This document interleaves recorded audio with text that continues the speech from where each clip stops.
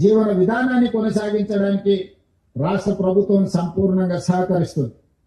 ఇవన్నీ ఏర్పాటు చేసే ముందు రాష్ట్ర ప్రభుత్వం చెబుతున్న ఒకే ఒక అంశం, ఈ రాష్ట్రంలో హింస కుదరదు, హింస ద్వారా సమస్యలకు పరిష్కారం దొరకదు, హింసకు పాల్పడిన ఆయుధాలను తమ చెంత పెట్టుకున్న చట్టపరంగా ప్రభుత్వం వ్యవహరిస్తుందని అమిత్ షా గారు చెప్పడం జరిగింది.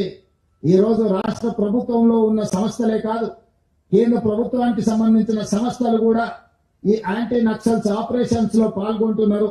వీళ్ళకి సంబంధించిన సమాచారాన్ని కూడా ఎన్ఐఏ లాంటి సంస్థలు సంక్షిప్తంగా ఎక్కడికక్కడ సమాచారాన్ని సేకరిస్తున్నారు. ఆ సంస్థలు కూడా కఠినంగా వ్యవహరిస్తాయి. కాబట్టి ఈ రోజు అజ్ఞాతవాసంలో ఉన్న నక్సలైట్లకు నా సూచన, విజ్ఞప్తి, నా పిలుపు ఒక్కటే, మనమందరం ప్రజాస్వామ్యంలో ప్రజాస్వామ్యబద్ధంగా ప్రజా సమస్యల్ని పరిష్కరించుకుందాం. తెలంగాణ రాష్ట్ర ప్రభుత్వం ఎల్లవేళలా మీతో చర్చించడానికి సిద్ధంగా ఉంది.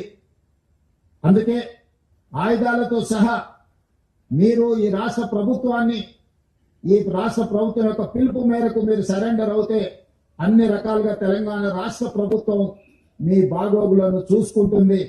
కేంద్ర ప్రభుత్వానికి కూడా నేను విజ్ఞప్తి చేసిన, అమిత్ షా గారు కూడా తెలంగాణ రాష్ట్ర ప్రభుత్వానికి స్వేచ్ఛ ఇచ్చిందో, ఆరోగ్యం విషయంలో, ఆర్థిక వెసులుబాటు విషయంలో, నివసించడానికి ఇంటి స్థలము, ఇల్లు నిర్మాణానికి ఆర్థిక పరమైన సహాయంలో కూడా మమ్మల్ని స్వేచ్ఛగా ముందుకు వెళ్ళమని అమిత్ షా గారు చెప్పిండు మొన్న జరిగిన చర్చల సందర్భంగా. అందుకే కేంద్ర ప్రభుత్వం సూచన మేరకు తెలంగాణ రాష్ట్ర ప్రభుత్వం విజ్ఞప్తి చేస్తుంది, ముప్పాలపు లక్ష్మణరావు గారు అలియాస్ గణపతి గారితో సహా, ఎందుకంటే కొండపల్లి సీతారామయ్య గారి తర్వాత నక్సలిజంలో అంత గుర్తింపు, ప్రజల యొక్క గుర్తింపు ఉన్న వ్యక్తి గణపతి గారు. 75 సంవత్సరాల పైగా వారి వయసు ఉండొచ్చు, వారి ఆరోగ్య పరిస్థితి కూడా బాగలేదని మా అధికారులు నాకు చెప్పడం జరిగింది. వారి ఆరోగ్యానికి, వారి ప్రాణానికి వారు సరెండర్ అవుతే తెలంగాణ ప్రభుత్వం పూర్తిగా రక్షణ కల్పిస్తుంది.